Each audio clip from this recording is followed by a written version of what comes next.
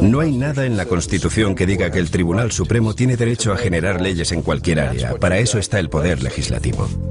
Los jueces del Tribunal Supremo y muchos niveles del Poder Judicial se han corrompido por el poder de interpretar la Constitución. Y han reconocido en sus sentencias que la Constitución significa lo que dicen que significa. Y eso puede significar lo que quiera que signifique. Lo segundo que dijeron fue que como el Tribunal Supremo había resuelto este problema difícil de división, los americanos debían aceptar la resolución, porque de otro modo minarían la credibilidad de la Corte. Si fue una mala decisión de la Corte Suprema, ¿por qué el pueblo estadounidense lo acepta? Dicen que solo porque el Tribunal Supremo así lo dictaminó, y perdería su credibilidad el hecho de revocar la sentencia de Roe. Yo creo que lo que le quita credibilidad al tribunal es reafirmar a Roe. Su juramento es defender la Constitución correctamente. Si no van a derogar las decisiones que sean contrarias a la Constitución, y solo lo hacen porque ha sido así por un tiempo, creo que están violando su juramento. El ciudadano libre debe admitir que si la política del gobierno sobre cuestiones vitales que afectan a todo el pueblo son decisiones tomadas de manera irrevocable por la Corte Suprema, la gente ha dejado de ser su gobernante en la medida en que renuncia y deja todo en manos de ese tribunal. Bueno, ya lo dijo Abraham Lincoln en su discurso inaugural. Fundamentalmente dijo que si la Corte Suprema es el árbitro final de lo que dice la Constitución, entonces hemos dejado de ser nuestros propios gobernantes. Y el Tribunal Supremo es ahora nuestra ley. Un resultado predecible de la práctica de este derecho inventado puede verse en un segmento de nuestra sociedad. Si el aborto continúa y persiste la tendencia actual, la comunidad afroamericana disminuirá rápidamente en la población al no llegar al mínimo de sucesión de 2,1, necesario para mantener una población estable. Con el tiempo, nuestra población se convertirá en políticamente irrelevante. Todo lo que hemos luchado y logrado hasta ahora en nuestra historia solo habrá servido para un efímero momento que marcó la diferencia y tenía algo que decir en el escenario político estadounidense. Silenciados en manos de los abortistas. En los Estados Unidos, desde el caso Roe contra Wade, alrededor del 10% de la raza blanca y el 28% de la raza negra han sido barridos por el aborto. De cada 5 mujeres africanas que quedan embarazadas, 3 eligen abortar. Todos los días, 1.452 niños, de los 4.000 que mueren en el útero por el aborto, son afroamericanos. Los afroamericanos constituyen el 12% de la población y básicamente el 36% de todos los abortos, por lo que están siendo afectados desproporcionadamente. Y el racismo de esto es muy claro. Ellos están teniendo abortos al doble de la velocidad que el resto de la sociedad estadounidense. Esto no ocurre accidentalmente. Las personas que abortan están siendo dirigidas. Después de 35 años de aborto, hemos perdido 14 millones de vidas. Realizamos el 25% de sus otros servicios, pero casi el 45% de los abortos que llevan a cabo. Cada mujer tiene que tener 2,1 hijos para mantener una población estable en un país desarrollado como en los Estados Unidos. Por primera vez en 2003, la población de negros estuvo justo por debajo del 2,1 de media. En los próximos años, la población actual comenzará a descender. Como norteamericano negro, sé que la mayoría de la gente considera la esclavitud como lo peor que le ha pasado a América.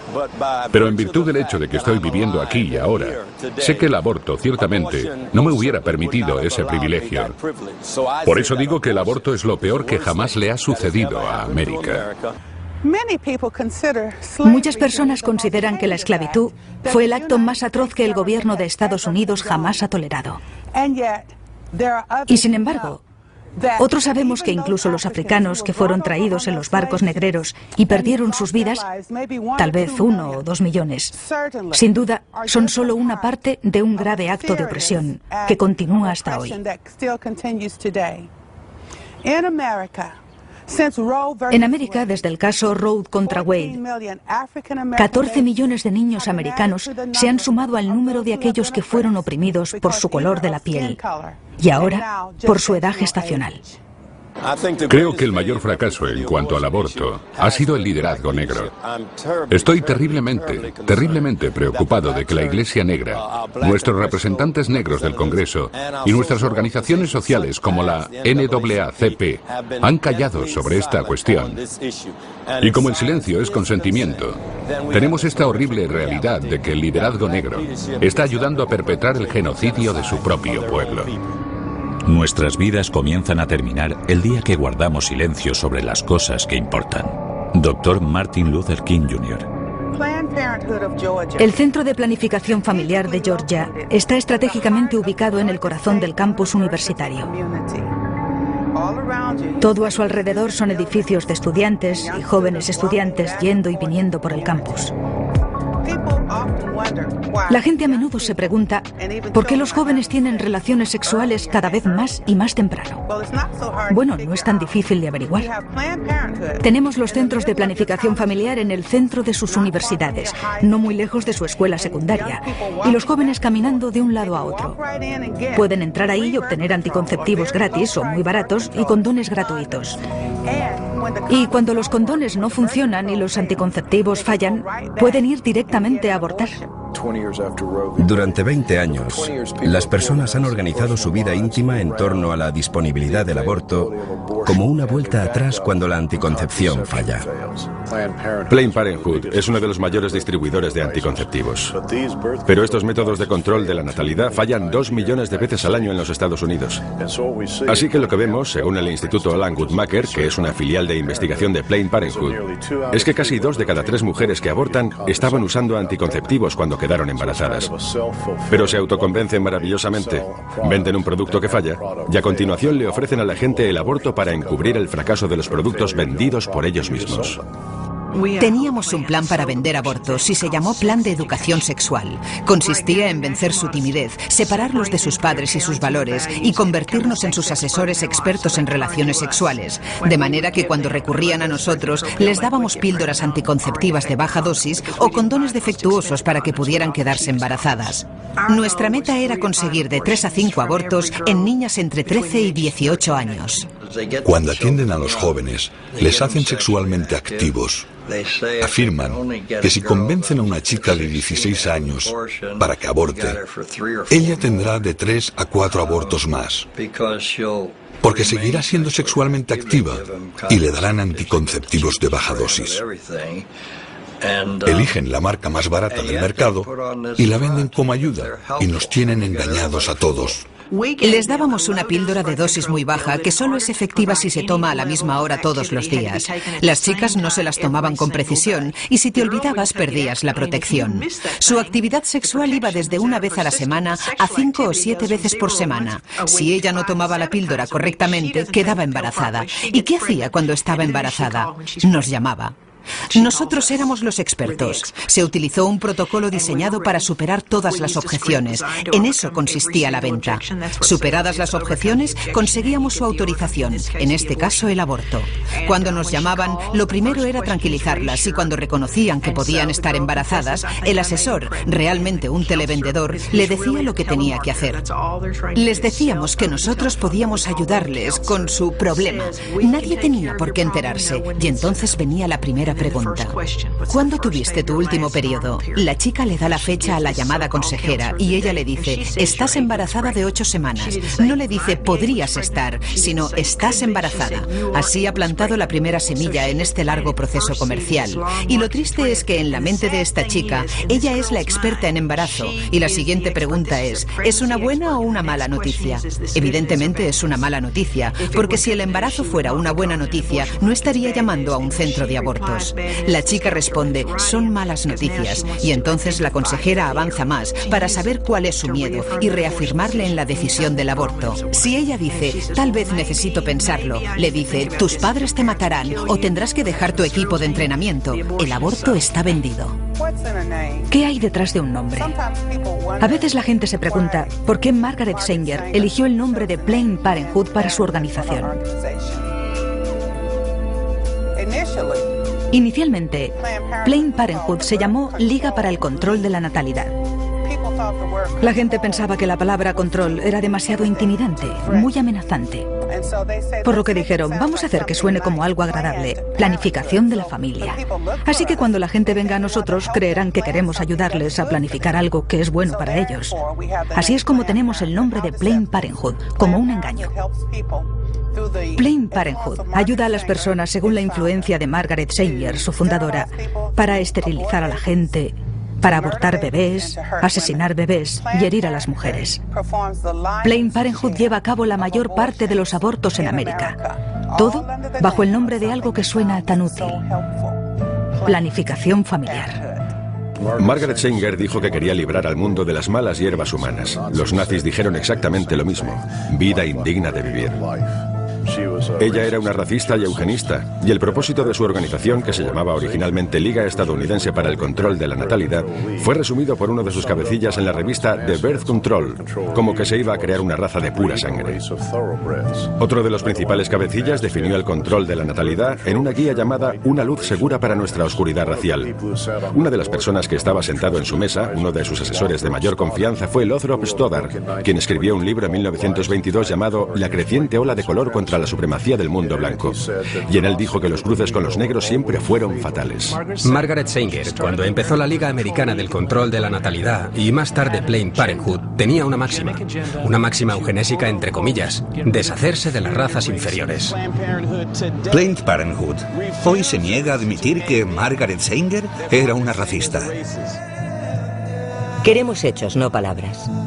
Queremos exterminar a la población negra. Y el ministro es el hombre que puede enderezar la idea si alguna vez ocurre que alguno de sus miembros se rebela. Margaret Sanger.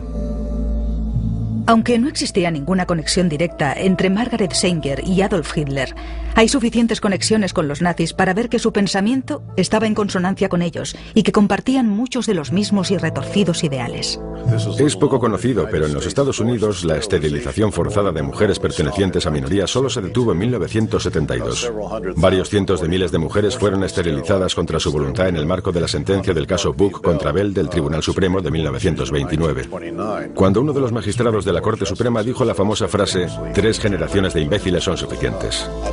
El proyecto negro se dirigía concretamente a que hubiese gente yendo por todo el sur, convenciendo a los negros para que no tuviesen hijos. Margaret Sanger estaba profundamente involucrada en la eugenesia en los Estados Unidos. Parte de las ideas de los nazis se hicieron fuertes gracias a los eugenistas americanos e ingleses. En la primera revista de Margaret Sanger, que se llamaba Revisión del Control de la Natalidad, publicaron artículos escritos por doctores del Tercer Reich. También sabemos que en la Alemania nazi había un doctor, Hans Harmsen, que escribió todas las leyes de esterilización para el Tercer Reich. Luego, después de la Segunda Guerra Mundial, Hans Harmsen formaba parte del grupo que inició la filial alemana de la internacional Planned Parenthood Federation.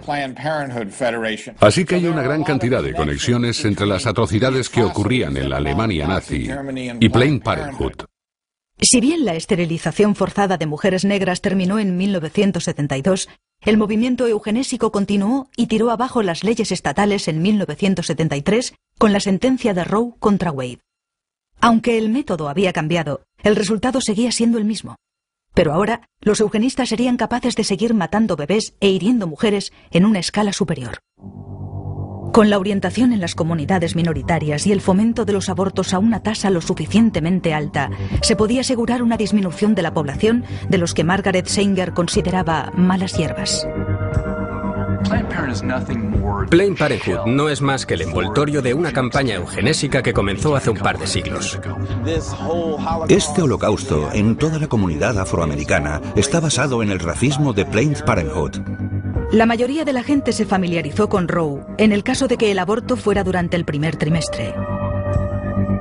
Fue el caso de Doe contra Bolton, centrado sobre Sandra Cano, el que hizo posible el aborto durante los 3 trimestres. Esta decisión ha permitido matar a un ser humano plenamente viable hasta el mismo día de su nacimiento.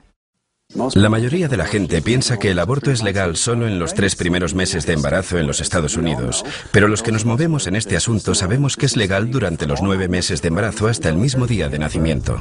Ahora los abortos se practican durante los 9 meses de embarazo, no por el caso de Roe contra Wade, sino por Doe contra Bolton. Se dijo que por la salud de la madre, el aborto se puede realizar durante los 9 meses de embarazo, pero el problema fue que la salud se definió como la salud mental. ¿Y qué diría una joven asustada sobre si tiene problemas o sobre si puede finalizar su embarazo? Diría que sí, y eso se marcaría en el informe psicológico.